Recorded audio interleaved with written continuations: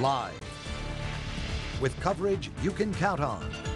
News Channel 8 at 6 continues.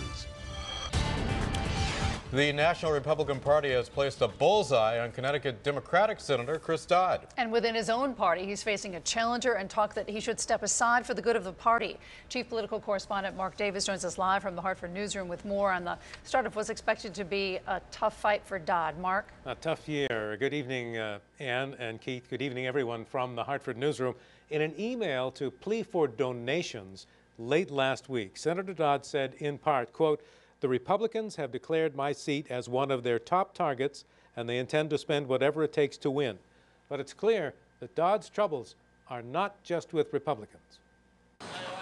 Chris Dodd is starting the new year visiting small businesses across the state and noted that it was 35 years ago this week that he was first sworn in as a member of Congress, and 2 years ago this week that he came in dead last in the Iowa caucuses when he ran for president.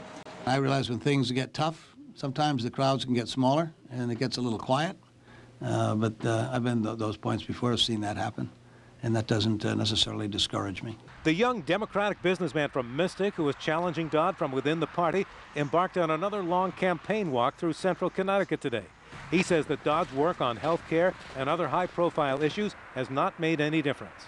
Well, I think people are past that, to be blunt. It's like having the president come here for him, or the vice president, or the $500,000 of commercials that he ran. It's not moving the needle 1 inch for him. Clearly, I'm glad the race isn't today, and the good news is it's not.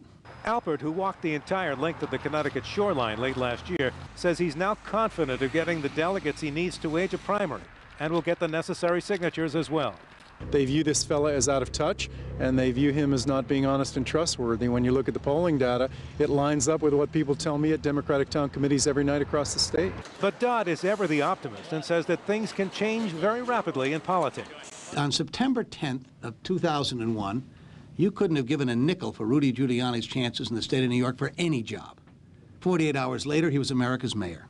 But Dodd acknowledged today that some Democrats are saying they'd like him to step aside in favor of Attorney General Richard Blumenthal. Well, you know, it's not uncommon talk. I suppose if they looked just at numbers where they are today, I can understand why people get antsy. Now, as you probably know by now, there are two millionaires, Linda McMahon, the former WWE CEO, and stock market guru Peter Schiff, who are in a battle for the Republican nomination with former Congressman Rob Simmons to oppose Dodd in November. That is, if Dodd is the nominee. He insists he will be. Live from the Hartford newsroom, Mark Davis, News Channel 8.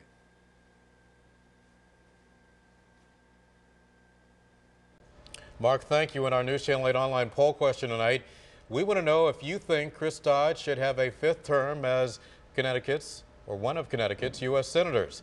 So far, 13% of you say yes, 86% have told us no. You still have a good bit of time to weigh in on this issue by logging onto our website at WTNH.com. We'll have final results coming your way tonight at 11. All right, coming up next, we're going to check out the forecast as we look live outside at New Haven. It is beautiful outside, but it is very chilly. Dr. Mellon for Jeff with your 8-day forecast when we come back.